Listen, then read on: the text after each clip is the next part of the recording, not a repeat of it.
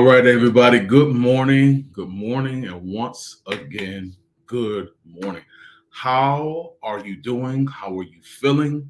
How is your family? I'm not speaking correctly this morning, but how is your family? How's your teen? How's your young adult? How's your adult child? How's your wife? How's your husband? How's your family? I hope everybody is doing well, staying safe with this weather. In New York, where I'm from, down in Georgia, it's cold. In Texas, it's cold. It's cold everywhere. Come on, somebody. It's cold. Lord, I don't know what's going on. I came down here to Atlanta for some heat, and I'm getting the shivers because it's cold. So I'm saying, wrap. I'm silly, y'all. I'm silly. I gotta be myself. Wrap up. Make sure you're good. Make sure your family is doing well. Check on them.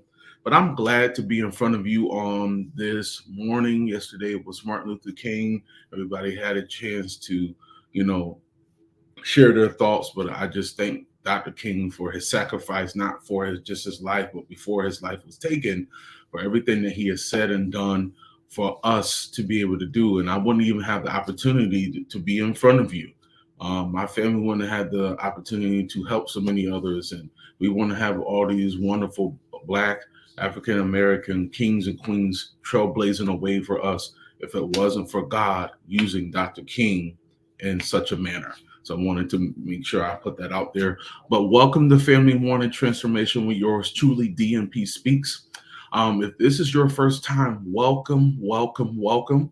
My name is David M. Pinkston, but like I said, I go by the name of DMP Speaks. I am a motivational and empowerment speaker. I'm a board certified, Christian counselor and a family restoration specialist, aka family coach. I am your family coach, and I do these Monday through Friday, and I'm bringing back Saturday as well. But Monday through Friday at 7:30 p.m. and on Saturday at 8:30 a.m. Might be changing the time, but right now it's 8:30 a.m.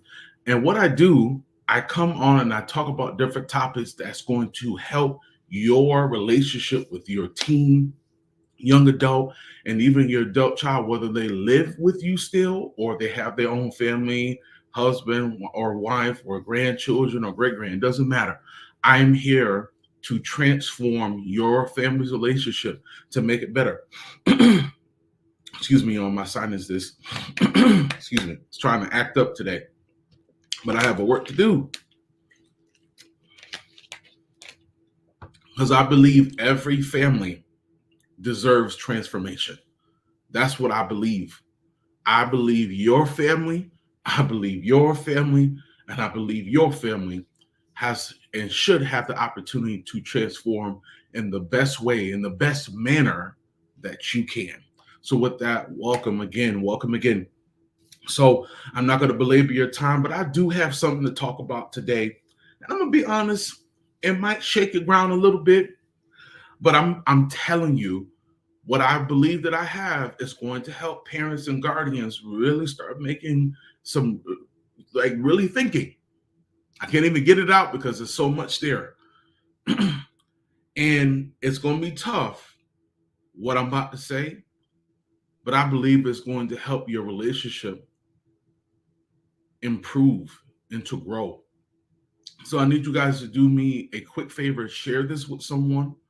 Share this, share this, share this. It's not going to take me long to do this, but I believe that what I have is going to help. So the topic that I want to talk about today is when your ego gets in the way of your relationship with your teen, young adult, or your adult child. So again, when your ego as parents and guardians gets in the way of the relationship with your teen, young adult, or your adult child. Now, why in the world? Why in the world? And I want you to share this. I really want you to share this with somebody that is struggling in their relationship. This is to help. Again, I am not badgering any parent. I'm not making anybody try to feel bad. That's not my intention when I come here on the morning. I'm solely here to be the family coach, the restoration specialist, to help you in areas that you might not even recognize that there are issues. And the reason why I'm bringing this up And I wrote this down. Sometimes as parents, you might feel that what you say is law, right? And a lot of times it should be law because you're the parent, you're the guidance counselor, right? You're the attorney, right? You're the coach. See, people don't realize it's more than people trying to be a life coach. Even if you're not helping someone else, you're helping your family. So you are in that driver's seat to help, and not only help, but to guide, right? But also show love and get an understanding. Yes, your kids might be, they might act up, they might say this and that, but you're supposed to guide them to truth, right? So I kind of broadened that thought, but your word should be law, right? But the problem is, and this is where I want to get into for a few moments. The problem is that a lot of times your ego, talking about you, still love on me, but your ego is getting in the way of the relationship because a lot of times we say, you're going to do what I say or else. Now, I respect that. I respect that to a certain degree because sometimes you can say things, right? And your ego gets in the way and it doesn't allow you to hear your child, to understand your child, to allow them to vent to you, or to even comprehend really what is my teen trying to say to me. Because you're allowing what you want to say, what you want to do, to get in the midst or in the middle of a conversation that an opportunity that you didn't even have before. It's like your child is giving you a chance and you're still with your ego, what you know it all, right? And then we got kids that feel like they know it all. So I'm not taking sides. Again, this is a tight one today, but we have to start learning how to listen and communicate in a better way. I know this is tough. I know parents have probably went on and you probably don't want to listen to this, but there's a parent here, there's a guardian here that needs this because they know that their relationship with their teen, young adult, or adult child is not great. And I have to be the one to say it with boldness and confidence because I am a coach. And I coach individuals, but we talking about family today. You got to remove your ego out of the way. Your attitude has to go. I wrote this down. We can be so into what we want to say and what we want to do to make a point that we have missed the opportunity to have a deep conversation, right? A realistic conversation with our team about something important. So let me pause there. Can I get a few minutes? Can I get a few minutes with some of you? Please put it in the comments if I can say this. When you're trying to make a point, and that's all you do is trying to make a point, and you're never having a conversation, do you know you're making things worse? And you might say, well, DMP speaks. I don't agree. And that's okay. I still love you. But I got to do my job. I've been commissioned to do this. This is part of my purpose. So let me do my purpose if y'all don't mind. When you're trying to make a point, and that's all you're trying to do, but you're not trying to have a conversation. See, those are two different things. That's just in my vocabulary. When you're trying to make a point, right? And a lot of times you have to, but there are times that you're just continuing making a point, and that's an opportunity. That's an open door to have a conversation. But you just want to make your point, and when you make your point, that's done. There's no other discussion. That's it. Sometimes we are in error because we're not allowing our kid to talk, our teen or young adult to talk to us, to have this two-way conversation. And we miss that door. We miss that opportunity. We miss that chance to connect with our child in a deeper way. We miss that opportunity to really talk with them and really get them to understand where we're coming from. But we should want to know what's in their mind. What are they thinking about when I'm making my point? But if you are allowing your ego to continue to get in the way, listen, as parents, sometimes we can be very aggressive, and I know I can. I'm talking. If you don't want to talk about you, I'll talk about me. I can be very aggressive sometimes. Ask my son, ask my wife, ask my niece. I am hard on them, and not so much my mama, because she probably smacked me in my face, a little bit. But I'm hard on them because I love them. But my error was I was trying to make a point, but I wasn't listening to their side. I'm saying now there's a difference. Let me make this clear. There's a difference when your teen has done something and he or she knows that they did something wrong, and you got to make that point, and that's it. There's no other discussion. I'm not talking about those times. I'm talking about when you have an opportunity to talk about something that is very difficult, very tough to talk about, very hard to talk about, and you want to make a point, but you got to hear the other side, not an excuse, right? Because we ain't got time for excuses, but trying to teach them, hey, this was wrong, but let me explain to you why this is wrong, son. Why this is wrong, daughter. Why this is wrong, grandchild. Because A, B, and C, whatever it is, right? But if your ego is getting in the way of having that conversation, again, you're not willing to listen. Your ego is going to increase your closed-mindedness. I don't know if that's a word, but you're going to be closed-minded. You're going to come off mean to your team, right? And do what is as I say, or else there has a time and place for that. But most of all, we have to be able to connect with our team in a more meaningful way, because we're going to keep missing out on these opportunities that we're not going to get back.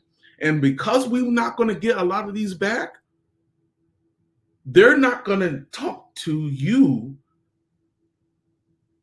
and they're not going to talk to you for a while. You know what they're going to give? I'm going to give you a little game. If you don't even know it, you might know it.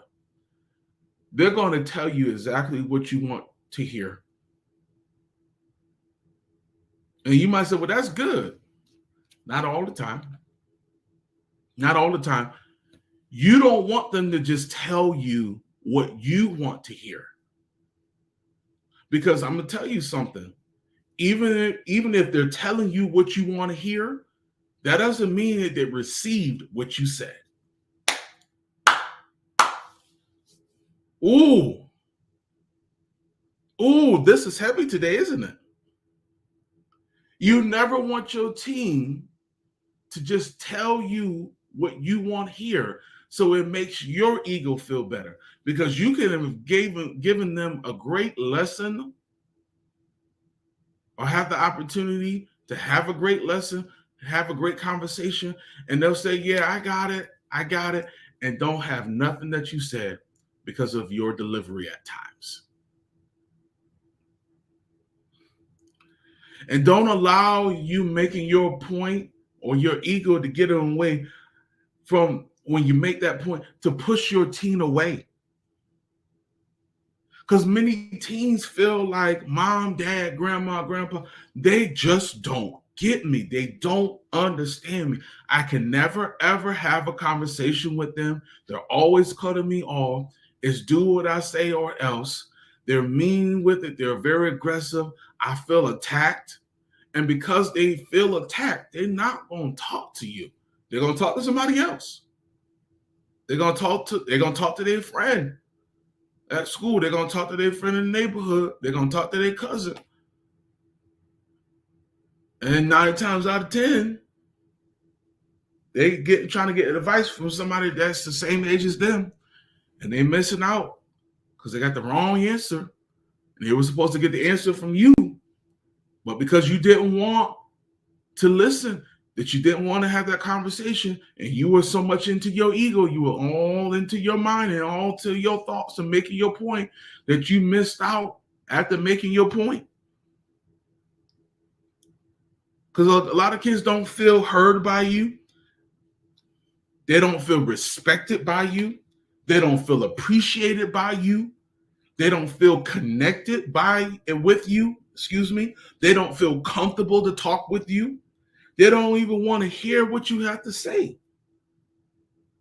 because you haven't heard them because of your ego. Listen, rejection from a teen is nothing but a wall that has to be put down, because communication should be one of the most important things that you should be building with your teen, young adult, and adult child. If you're so much in your ego, you don't know how to apologize. You don't know how to say, I'm sorry, I was wrong.